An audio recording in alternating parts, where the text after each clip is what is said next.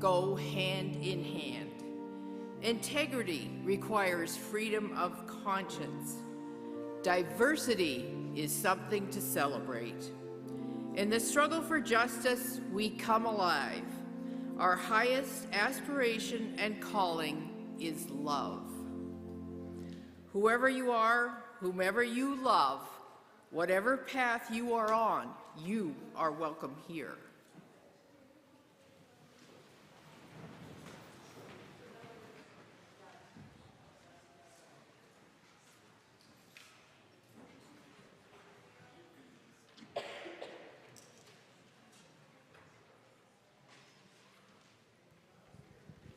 Why do we set the table? Because we believe in community, because we believe that we have so much to give and receive from each other. We are fed in relationship, and the table is our symbol.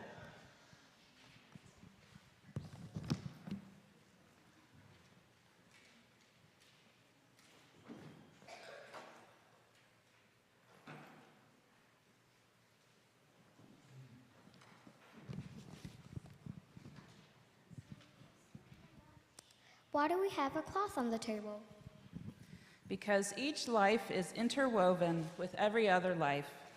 The cloth is our symbol of the love which binds us and covers us. Why do we have a candle on the table?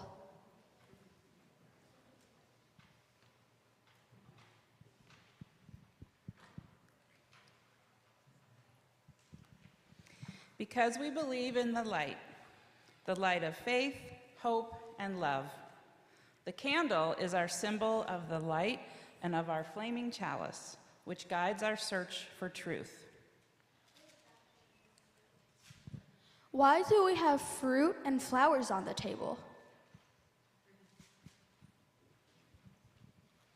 So that we remember to see the mystery and beauty of Earth's creation. The fruit reminds us that all of our food comes from the earth. Flowers are our symbol of the grace which springs up in our lives.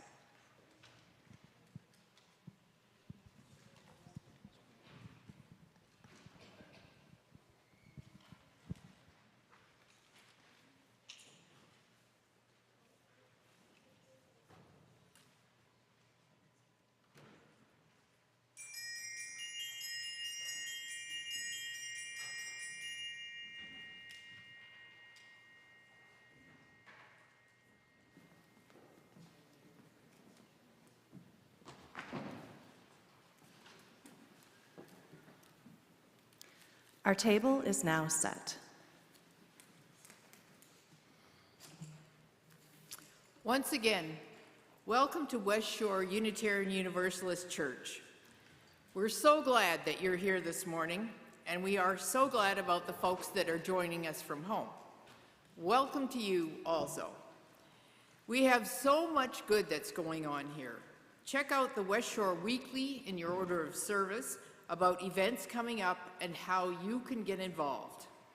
Be sure to stop by and see the collage created by the Post-Election Resiliency Group displayed in the Rotunda, and come to Baker Hall to enjoy some special bread during coffee hour. Let's now greet each other warmly, and if you see someone you haven't met before, please say hello to them, and maybe offer a wave to the folks who are joining us from home. The greeting time will end with the sounding of the bowl.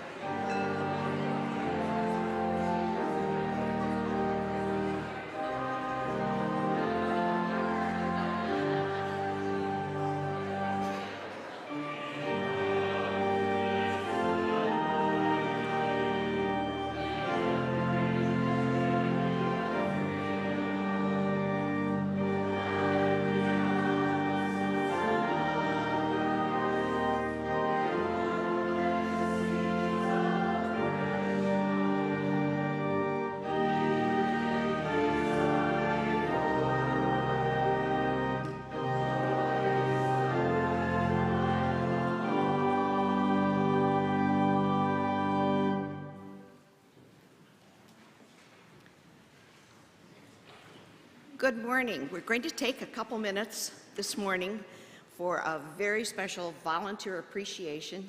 Each month, the council, the Ways and Means Council in our case, we select a volunteer who may or may not be unsung, maybe somebody you know, perhaps not. But this time, this is the Ways and Means Council. I'm Vicki Warden. This is Suhanna Carey's partners in crime, and we do actually quite well together, which is kind of amazing that I see that so well with a finance person. Actually, what started this one is I had come from the parking lot in to see Suhanna, and I said, Suhanna, there is some guy out there in the parking lot, and he's digging, and he's digging, and he's digging, and all these old plants are going out, and he's even taking these things out by the roots, the big old ugly roots. What do you suppose, what's going on here? Wow, that's ambitious, you know. And yeah, that's the same guy who's been walking around the building looking at all the lights and wondering what we can do to replace those bulbs with LED.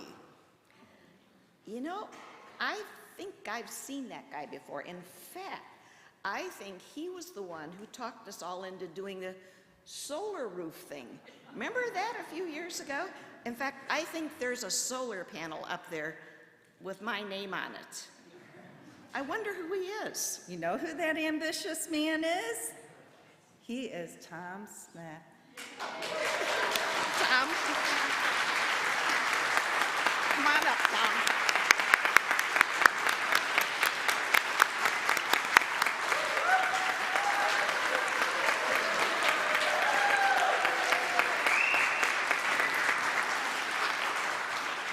Well, I guess that means we do kind of know who this guy is who's out digging plants and changing light bulbs and putting on solar panels. But we on the Ways and Means Council are just delighted to be able to acknowledge Tom and all his work, because it certainly wouldn't have happened without you. So we have a couple gifts for Tom. We're quite sure that this one will go a long way in helping him to do his next several projects, particularly in the parking lot.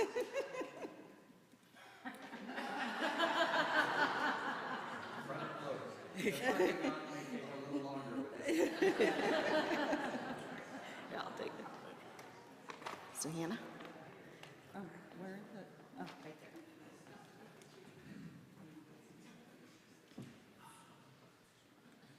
And since you love your plants so much, we thought for sure you needed another one. Well, perhaps you'll share that one with Pam. I think that would be nice, don't you? But anyway, we wanted to thank, Tom just does so much around and has done this for years, kind of, I won't say unsung because we're aware of him, of all the many, many things, but we just wanted in Ways and Means Council to give him a special thank you this morning. Thank you. And here you go. Okay, we're done. Thank you.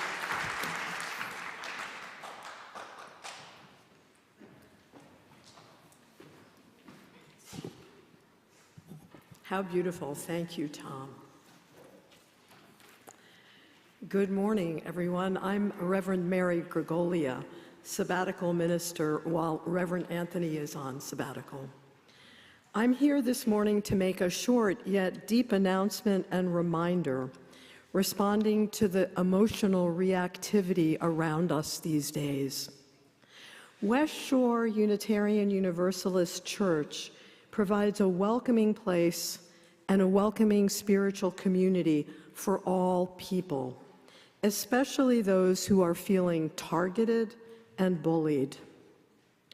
If you know someone who is feeling bullied, feeling alone, and needing community, please invite them here with you. I'm thinking especially of our trans community and also of immigrants. We can't do everything. We can't do everything here at West Shore, and we can remind each other, we can show each other that we're not alone through these times. We can be allies, we can be friends in scary times and also in times of celebration like today. If there's something else that you would like to help West Shore do, please talk with Meghan or Diane, with me or Reverend Anthony, who comes back next Sunday. Thank you.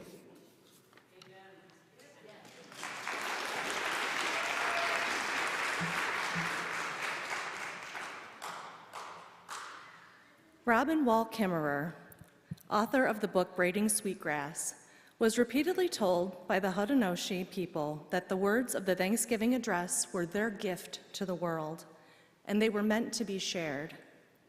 The address is also known as the words that come before all else, and it is traditionally spoken to greet the day, start a meeting, or start new negotiations with other nations. And I thought it would be wonderful if we could share it today. So I'll be sharing the words, but you all have a part too. So when I pause and gesture to you, please say, "Now our minds are one." Perfect.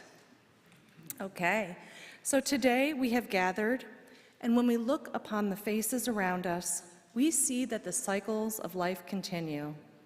We have been given the duty to live in balance and harmony with each other and all living beings. So now we bring our minds together as one as we give our greetings and thanks to each other as people. We are thankful to our mother, the earth, for she gives us all that we need for life. She supports our feet as we walk upon her. She gives us joy that she continues to care for us as she has from the beginning of time. To our mother, we send thanksgiving, love, and respect. We give thanks to all the waters of the world for quenching our thirst, providing us with strength, and nurturing life for all beings. Water is life. We know its power in many forms: waterfalls and rains, mists and streams, rivers and oceans, snow and ice.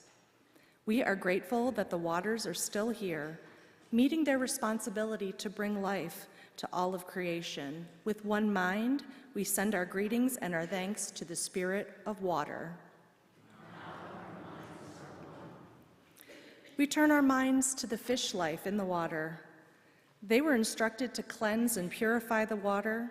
We are grateful that they continue to do their duties and that we can still find pure water. So we send to the fish our greetings and our thanks. We turn to the vast fields of plants. As far as the eye can see, the plants grow, working many wonders. They sustain many life forms. With our minds gathered together, we give thanks and look forward to seeing plant life continue for many generations to come. When we look about us, we see that the berries are still there, providing us with delicious foods. The leader of the berries is the strawberry, the first to ripen in spring. Can we agree that we are grateful that the berries are with us and that with us in the world, and can we send our love, our thanksgiving, and our respect to the berries? With one mind, we turn to honor and thank all the food plants we harvest from the garden, who feed us in such abundance. Since the beginning of time, the grains, vegetables, beans, and fruit have helped people survive. Many other living beings draw strength from them as well. We gather together in our minds the plant foods and send them our greetings and our thanks. May we turn to the medicine plants of the world. From the beginning of time, we were instructed to use them to take away sickness. They are always waiting and ready to heal us. We are happy that they are still among us, those special few who remember how to use those plants for healing. With one mind, we send thanksgiving, love, and respect to the medicines and to the keepers of the medicines. We gather our minds together to send our greetings and our thanks to the animal life in the world who walk among us. They have so many things to teach us as people. We are grateful that they continue to share their lives with us and pray that it will always be so. Let us put our minds together as one and send our thanks to the animals. Thank you. Let us give to remind ourselves how many gifts we have to offer. Let us give to remember that we are part of something bigger than ourselves. Let us give because we believe in music and sacred space. Let us give with the faith that together we have enough. We thank you all for your gifts of time and energy and money, because it is all of these things that make this place possible. We wouldn't and couldn't be here without your generosity. The morning's offering will now be given and thankfully taken.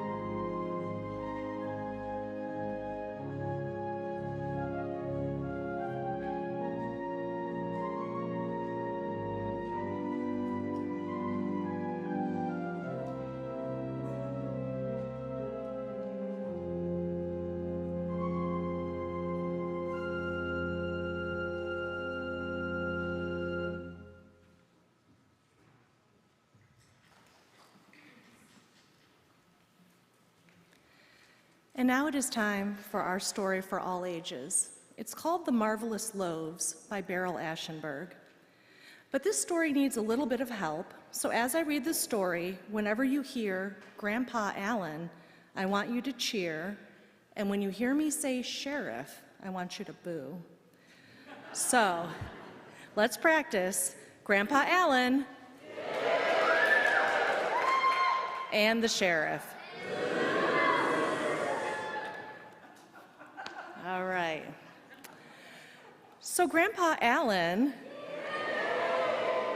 was a member of the Nottingham Unitarian Church, and it was pretty clear that the congregation loved him. Here was a man who not only liked to bake, but was good at it.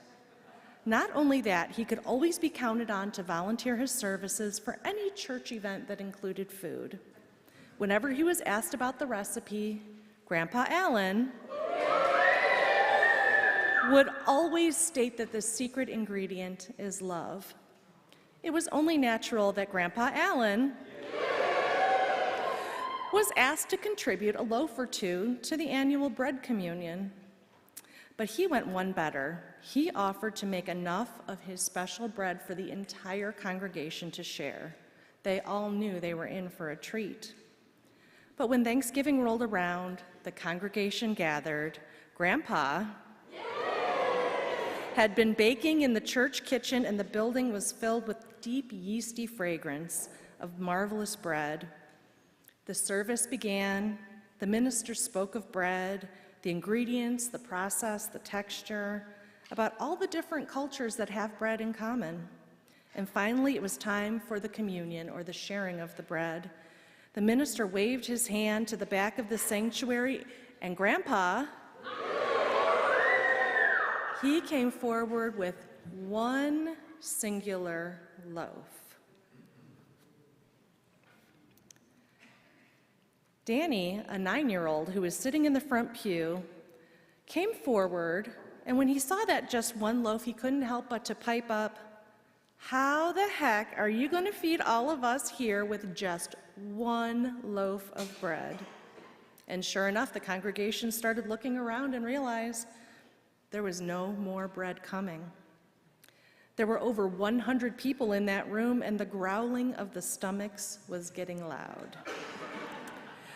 But Grandpa Allen smiled as he took the bread knife and he began to slice.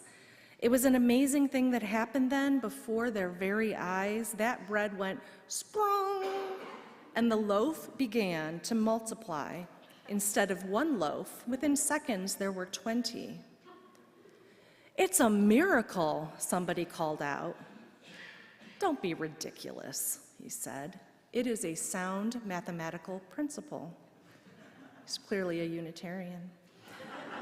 Well, it didn't really matter what it was once everyone began eating, because it was truly the most delicious, melt-in-your-mouth bread that anyone in the whole congregation had ever tasted. What a service. During coffee hour, he was approached by one member after another, thanking him for his scrumptious offering. But when Barbara moved towards him, he knew he was going to be asked for a favor. You see, Barbara was the director of religious education. We're always asking for favors. It seemed that the youth group had been helping out in the local soup kitchen every Saturday at noon, and they were constantly running out of food to serve. There were just too many hungry people. "Grandpa Allen, can you do that trick with the bread anytime you want?" "Well, it isn't really a trick," he said, "but sure, I could do it again." They made a deal. Grandpa Allen would join the youth group at the soup kitchen with his marvelous loaves the following weekend. So Saturday came, they all met up in the kitchen, and as you can imagine, his bread was quite a hit. With so many hungry people, the loaves kept multiplying and multiplying and multiplying until every person was full and satisfied. Well, something like that doesn't stay a secret for very long, and sure enough, his bread was one of the features on the 6 o'clock news. It was too bad for Grandpa Allen that on the very night the town sheriff, that's right, he is the sheriff of Nottingham, was watching the news, and that sheriff was not a nice person. He had been appointed to his office by his brother, a man who would never have been elected. He kicked dogs and took candy from children. He swore at old folks. There was not a nice bone in his whole body, and he hated everyone. And he was always looking for a way to get rich quick. Now with Grandpa Allen, his marvelous bread, he figured he had a foolproof plan. He could sell loaf after loaf of bread, and it would never stop coming. All he needed was that first loaf. So that nasty, hateful sheriff went to Grandpa Allen's house to have a little talk with the man. Grandpa listened, and the sheriff, he offered, he bargained, he threatened, he was trying to get one of those marvelous loaves. You just don't understand. It won't work for you. Nothing personal, but there is a mathematical principle at work here. Well, the sheriff wasn't one to take no for an answer. He pushed his way in, stomped into the kitchen, and grabbed a freshly baked loaf of bread that was sitting on top of the oven. Gleefully, he ran out the door, jumped into his car, and sped home, all the time thinking, I'm gonna be so rich. But once he was in his own kitchen, the sheriff set to work slicing, sheriff. Set to work slicing the bread with a knife. He was frantically sawing at the crust, and sure enough, an amazing thing happened. The bread went sprung. But instead of multiplying, it started dividing. It divided into more and more and smaller pieces until there were just crumbs left. And even the crumbs divided, and eventually there was nothing left at all. Grandpa Allen had indeed known the true secret of the bread, and indeed there was a mathematical principle that controlled it. It was actually pretty simple. Love multiplies, hatred divides. And that is the story of Grandpa's marvelous loaves.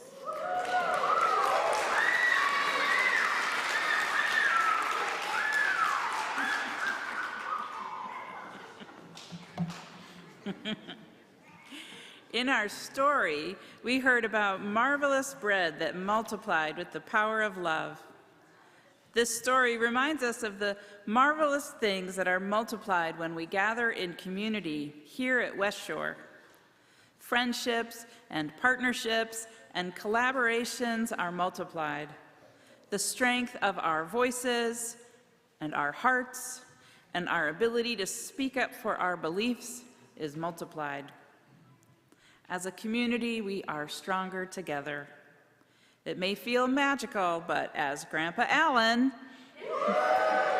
says, it's just a sound mathematical principle. Love multiplies. Hate divides. In a moment, you are invited to do two things. First, there is a leaf in your order of service. We invite you to write a word or two about anything that you are grateful for right now. There are pencils in the pew racks, and if you don't see one in front of you, reach out to your neighbor. When you are finished, you are invited to come up to one of the side aisles. Please come up with one of the side aisles and hang your leaf on one of the trees that are here. And then you're invited to kind of walk to the center where we will have bread set out for you and to take a piece back to your seat.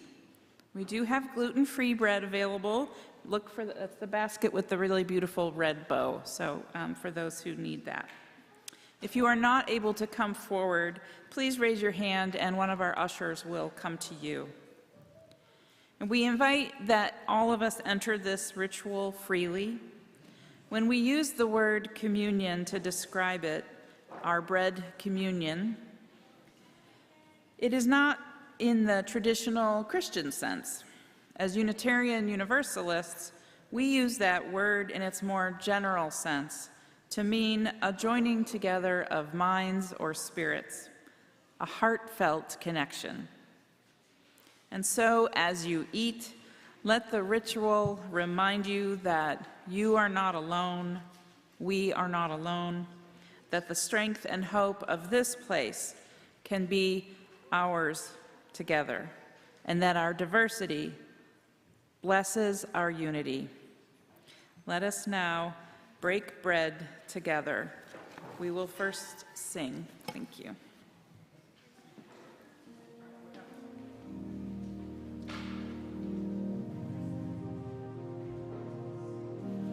We'll sing after, sorry, so come on up.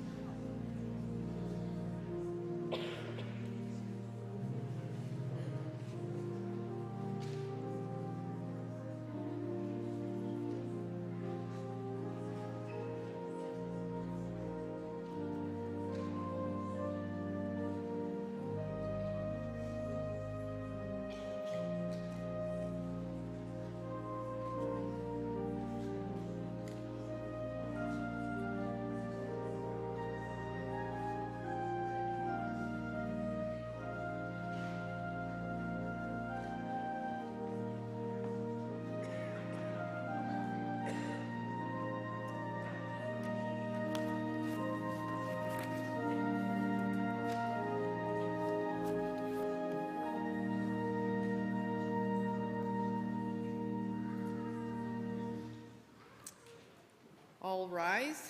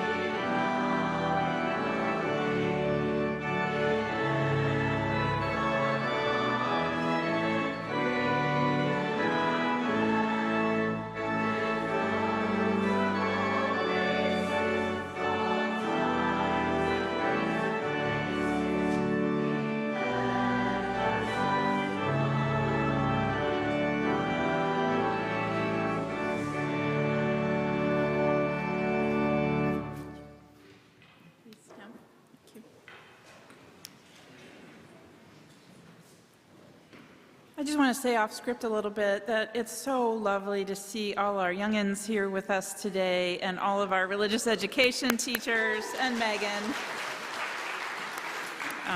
Speaking of unsung heroes, and to see all of your gratitude, your leaves of gratitude is really moving. So for our closing words, this blessing was written in honor of two Unitarians, Martha and Waitstill Sharp, who during World War II dared to risk their own comfort in order to help save the lives of those in desperate need. It was written by André Moll. All that we share is sacred. As we leave this sacred space, may we remember, when you share with me what is most important to you, that is where listening begins. When I show you that I hear you, when I say your life matters, that is where compassion begins. When I open the door to greet you, that is where hospitality begins. When I venture out to bring you to shelter, that is where love begins. When I risk my comfort to ease your suffering, when I act against hatred, violence, and injustice, that is where courage begins. When we experience the full presence of each other because of our shared humanity, because of our differences, that is where holy gratitude begins. May this space be a table that is not complete until all are welcome. May this table be a space of beauty where together we create a series of miracles and where all that we share is sacred. May it be so. And will you join me in the words for extinguishing the chalice? We extinguish this flame, but not the light of truth, the warmth of community, or the fire of commitment. These we carry with us until we meet again.